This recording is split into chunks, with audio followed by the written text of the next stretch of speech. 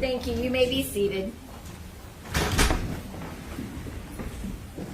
We are here on the matter of State of Ohio versus Donald Kopchak, case number 25CR0520. Mr. Kopchak is present in court with his counsel, Attorney Spellacy.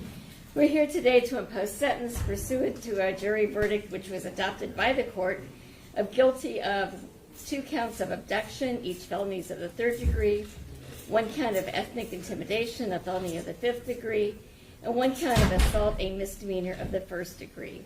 Present on behalf of the State of Ohio is Mr. Salisbury, Judge. Both, Judge. all right, Attorney McNamara and Attorney Salisbury. Mr. Salisbury, are you speaking on behalf of the state? Yes, Your Honor. Okay, do you have any recommendations? Yes, Your Honor. You heard the trial, so there's no need to belabor the facts. As I said in the Mr. Lajak sentencing, this is a crime that kind of divided the community, very impactful, we believe. We believe the jury got it right, and quite frankly, as the court shall recall, didn't take a very long time to deliberate even. The impact on the victim was great, and although that impact was so great, he still to this day is saying he doesn't want anything bad, see anything bad happen to these 2 guys, which is kind of amazing to me, considering what he was put through that day, both physically and mentally now, as you heard his testimony. The defendant, in my mind, has still not taken responsibility, although he does say he does never deny doing anything. I don't believe that's true. You'll recall his testimony. I don't believe he did admit to all the physical aspects that he did to the victim, but you know, I'm not saying he sat there and denied doing anything. He didn't. And again, he thought he was justified in doing so. That belief was clearly wrong, and is clearly found by the citizens of Medina County not to be tolerated. Judge, this was a clear case of ethnic intimidation. We believe a prison sentence is appropriate, and we would leave that length of which in the court's discretion. Thank you. Mr. Spellacy? Thank you, Judge. Also with me is Lewis Group, Your Honor, and Ms. Hanson is also sitting back there. Judge, obviously I filed a sentencing memorandum with you on June 9th. I believe I'm confident the court got it, read it. There's some great letters attached. I think they describe Don very accurately and very well. You know, this is a tragic situation, obviously, for everybody. And I would disagree with Mr. Salisbury that my client he testified to what he did. We can go over the spilt milk, so to speak, but there wasn't a justification instruction, there wasn't an expert report that was submitted, but that's for a different day, Judge. But I think that could have changed the outcome substantially. Judge, I can just say that in the brief, you know, he's a father. He's a good father. He was a coach. He was a good coach. He was a police officer. He was a good police officer. And I think a lot of these people behind me would support those contentions, Judge. He's been in jail 82 days. They have not been an easy 82. I think the pre-sentence report indicates his likelihood of recidivism is at a score of 1. So I don't think that we need to protect the public from him. And I think the odds of this happening again are extremely unlikely. Judge, I think all those things speak to a community control sanction, and that's what we're asking you to do here. Thank you. Thank you. Mr. Kopchak, what would you like to say on your own behalf?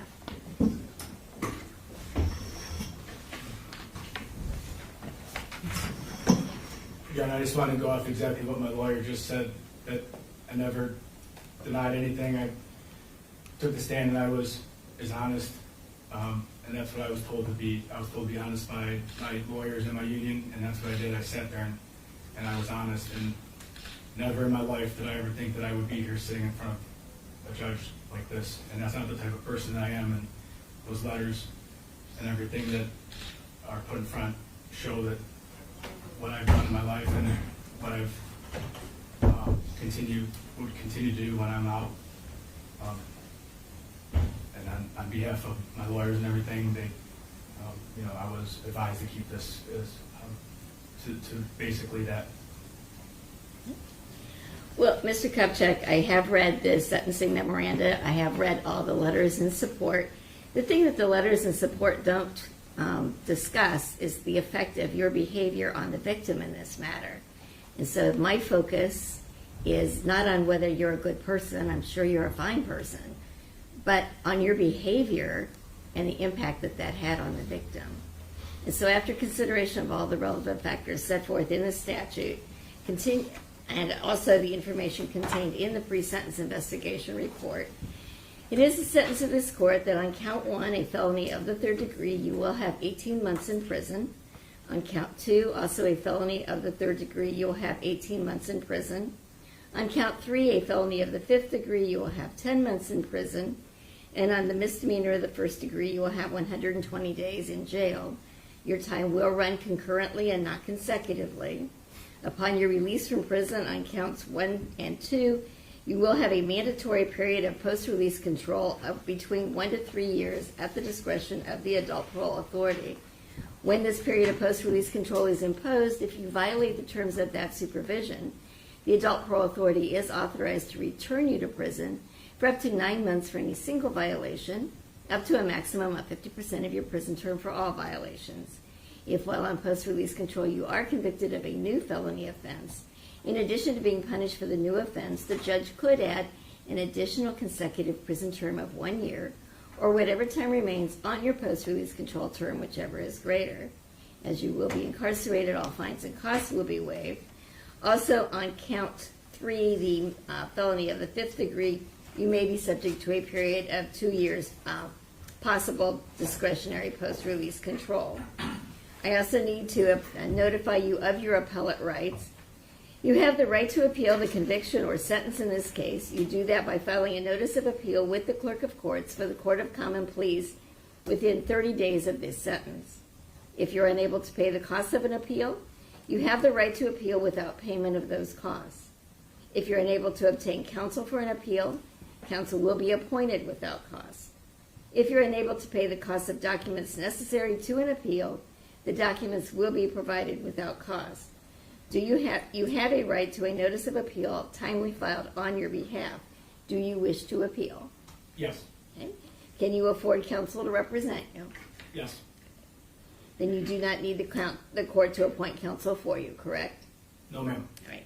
At this time, then, you are to remain in the custody of the Medina County Sheriff's Department for transportation into the custody of the Ohio Department of Rehabilitation and Corrections.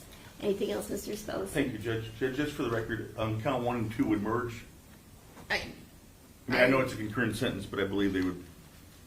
I don't want to concede that point, Judge. I don't think they do merge. I think they're separate animus. I think he removed the victim and also restrained him at 2 separate times. So I don't want to concede that they merge. So, Mr. Spelsing, I have not been briefed on that issue, so at this point in time, I do not believe that they merge, but that perhaps is an issue for appeal. Okay. And Judge, can Mr. Grube address you as to appellate bond? Certainly. Thank you. Good morning, Your Honor. Louis Grube. Always great to come down to Medina County. I'm going to make an oral motion for a stay of the sentence on behalf of Mr. Kopchak. There are a couple matters with respect to that. For a stay motion, there are basically 2 considerations. The first is the same kind of bond considerations the court would normally consider when releasing somebody pending a trial.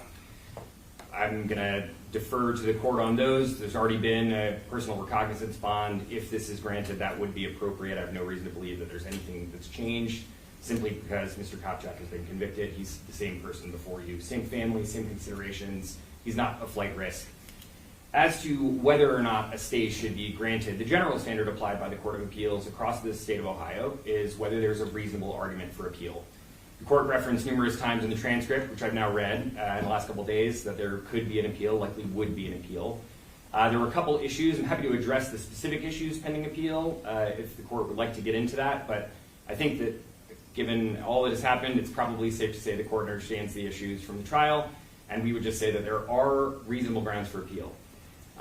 coming out of today, if the court could issue a ruling on this in writing in the sentencing entry, that could avoid a written motion, but I'm also happy to brief it in writing for the court. It's up to the court. Please let me know what the court would prefer from me going forward from here, but that's the motion, and thank you for your time this morning for that. Thank you. Your oral motion is denied.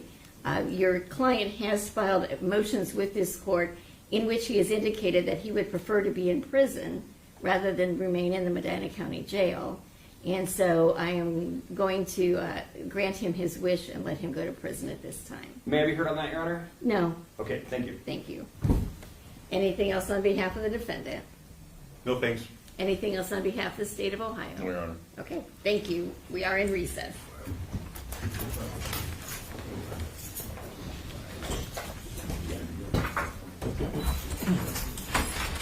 Yep.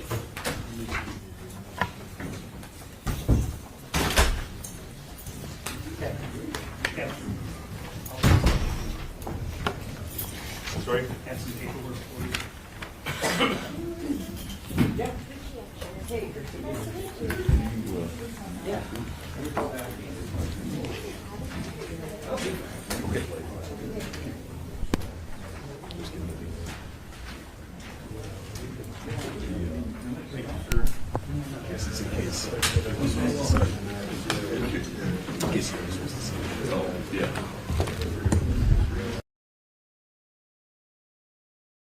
And just like that, this courtroom chapter comes to a close. But the legal battle may be far from over. The judge imposed prison time while emphasizing that the focus wasn't on the defendant's character, but on the impact of his actions. The defense immediately signaled an appeal, meaning this case could still see another day in court. Sentencing isn't always the end. Sometimes it's just the beginning of the next legal fight. Do you think the punishment fit the crimes, or should the outcome have been different?